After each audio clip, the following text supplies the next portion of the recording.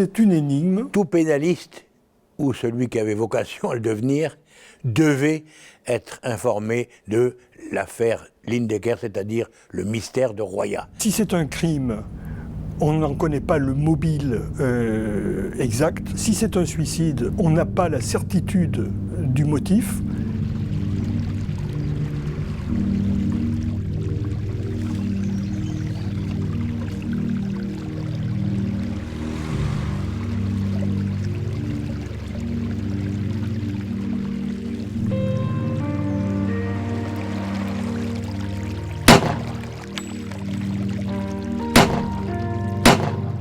Madame Lindecker est présentée comme une femme jeune, belle, ayant 18 ans de moins que son mari.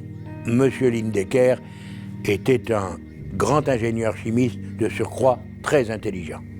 À aucun moment, il n'a montré une quelconque émotion. Il a fait un travail d'ingénieur, il n'a pas fait le travail d'un veuf éploré.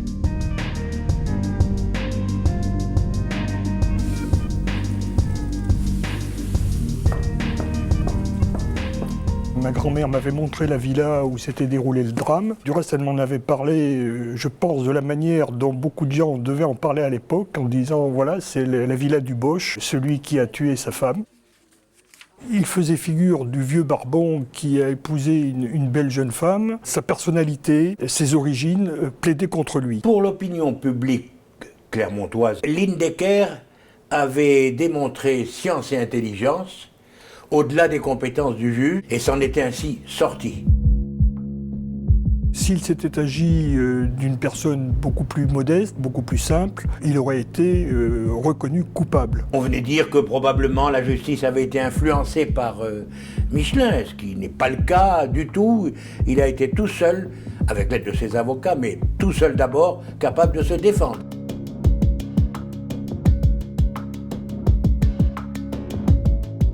Le suicide n'est pas impossible, il n'est pas évident. Les gendarmes m'ont dit que dans les faits, il y a eu des suicides avérés à l'aide de plusieurs coups de feu. Il est possible que si la personne est parfaitement déterminée à se suicider, qu'elle ait encore les ressources pour se tirer une deuxième balle, voire une troisième. Est-ce qu'il y a des éléments dans le passé de M. Lindecker qui auraient pu influencer dans un sens ou l'autre les enquêteurs? Le suicide de sa première femme, qui est pourtant intervenu alors qu'ils étaient l'un en France, Strasbourg, l'autre en Allemagne. Il a épousé quelques années plus tard une autre jeune femme. Et là aussi, le mariage s'est assez mal déroulé, pas de tendresse et tendance à la cloîtrer à la maison. Celle-ci, elle est morte de tuberculose. La famille de sa deuxième femme disait qu'il l'avait laissée dans les courants d'air volontairement. Il s'est attaché à démonter méticuleusement tout l'argumentaire des enquêteurs, des experts, du juge. Monsieur Lindecker a bénéficié d'un non-lieu, ça veut dire quoi?